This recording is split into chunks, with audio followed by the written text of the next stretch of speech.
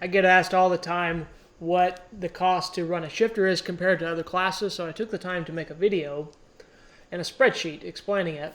One thing I want to note here is that used shifters compared to other classes can be found not much more expensive than other classes. If you want to get into the sport at a reasonable price, you can. There are deals out there.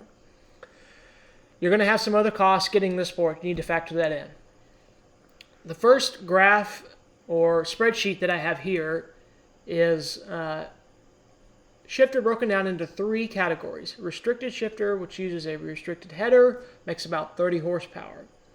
Rock shifter, KZ shifter, 100cc, Rotax Club Max, because that's the Rotax we run around here, and the 4-stroke classes. Before I get into the cost, and this is for practice, I want to note that if you're looking at getting a shifter or moving up from one class to the next, know that a shifter on a practice day is a different experience than a shifter, than a single speed kart on a practice day. There's just more fun factor. And it translates also to race days, especially local, and you could even say regional race days, that the overall experience racing a shifter is much more enjoyable when you don't have a good end result. I've found, and I've raced all of these classes, I've found racing a 206, if I don't either win or almost win, it's not a good day. I don't go home satisfied with my experience. But I've raced the shifter many times where I get my butt absolutely handed to me, but I still had an absolute blast. So keep that in mind, it's a big selling point, I guess, for the class. If you're thinking about racing or moving up, is that your overall experience is going to be much happier when it comes time for you to race it than if you were to go out and race maybe another class and not be successful in it. So to give some explanation on how this algorithm works, there is a cost for each row, and it is divided by the amount of time or units that you get out of it, and it spits out what the cost is per lap. And there's a running total here that adds everything up and gives you the cost per lap for each class across here. I'll give a few explanations on some of these items. A restricted shifter can run 91 fuel, so that's why this number is less.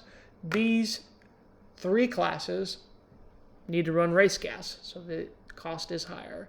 A Rotax Club Max can run 91, and a 206 can run pump gas for practice.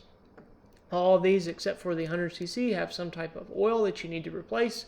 For the 206, it is the crankcase oil, which needs to be replaced much more often and with more oil, hence the higher cost.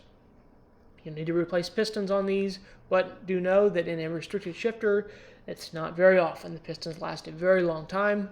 Even practice in a 206, it's not a piston, but in the valves you want to refreshen them or refreshen the head every so often so that you're not completely off pace. So that is factored in as well. For the 206, you're going to replace the short block after a certain time. The connecting rod starts to get wore out and you get rod knock. So that is reflected here. The crankshaft will have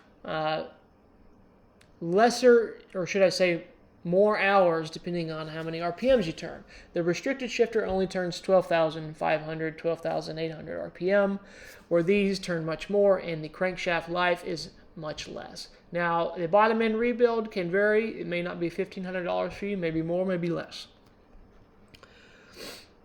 You're going to have other engine incidentals. Note that the rock shifter is going to have more incidentals than the other engines. That's just the way that engine is built.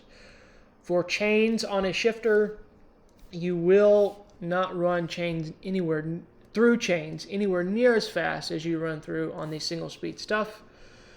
I've found that of course the O-ring chains last okay, but the 206 chains do not come with an O-ring chain, and most of them need to be replaced fairly often. And of course, when you replace the chain, you should replace both sets of sprockets as well.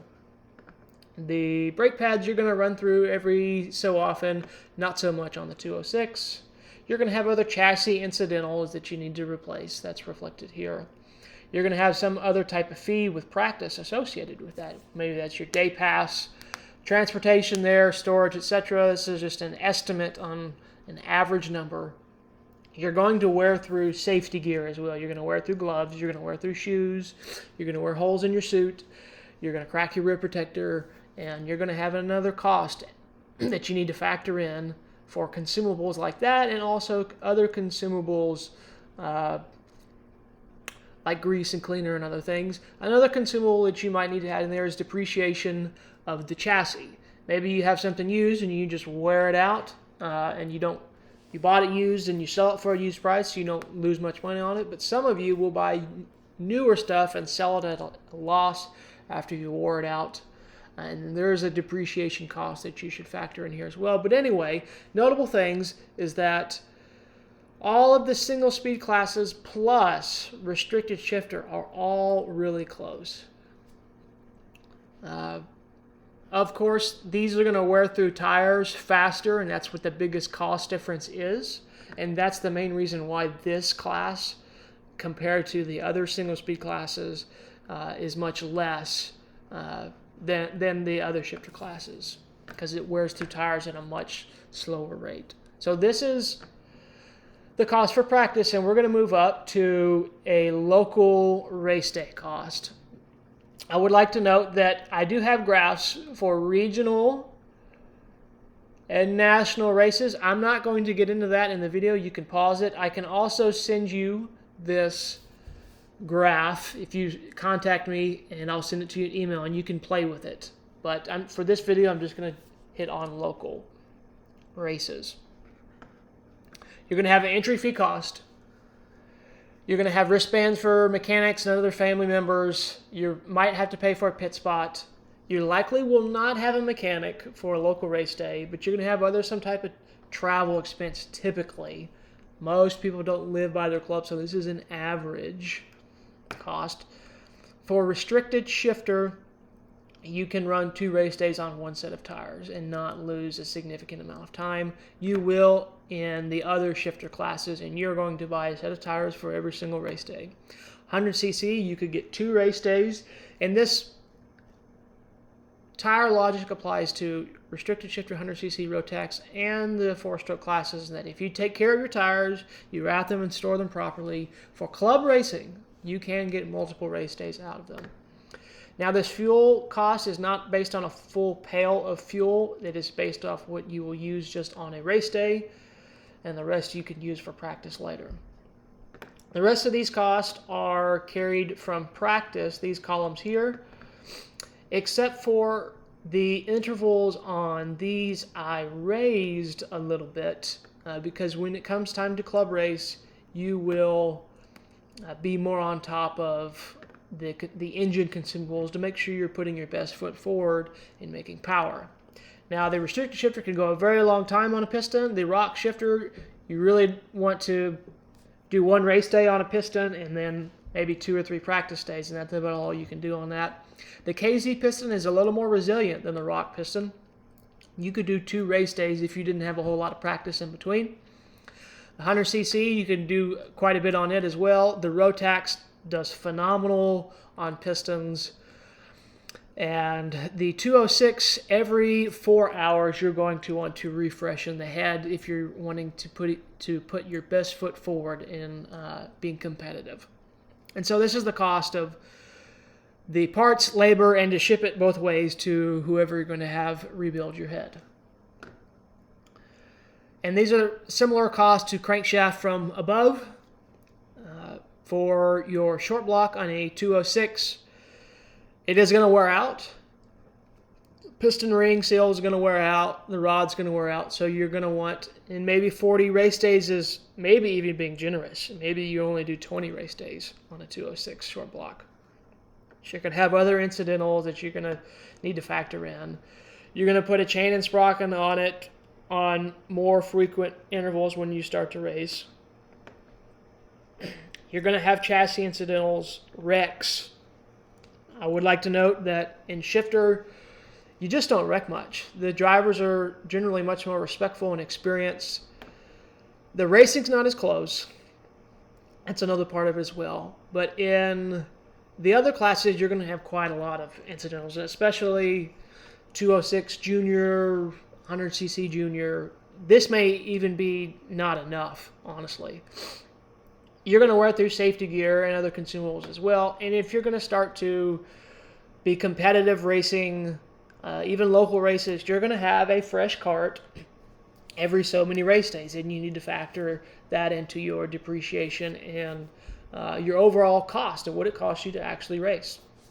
So it spits out this number, and I'd like to note that all of the single speed classes, 1, 2, 3, plus restricted shifter, they're all pretty much the same. Throw a blanket under them, and your wallet would not know the difference really at the end of a racing season. Now, of course, the other shifter classes are going to cost more, mainly because you're going to go through one set of tires for every race day. That being said, it's not entirely that much more. Let's say you're really a budget guy and you're spending $500 a race to race 206 competitively, and you're figuring out a way to do it for $500. You can race a shifter, and you could probably race this for around $800 a race. And it is more, and maybe throughout the year, instead of doing 12, 15 races, you only do 8 to 10. But you will have a much better experience, a funner experience. At least that's been my opinion, that racing a shifter, there's nothing like it in the world. There's no other motorsport that can compare to it. In fact, Formula One racers get in a shifter and they say how unbelievably intense it is. So anyway, I hope this helps anyone wanting to move up from one class to the next or interested in what it costs.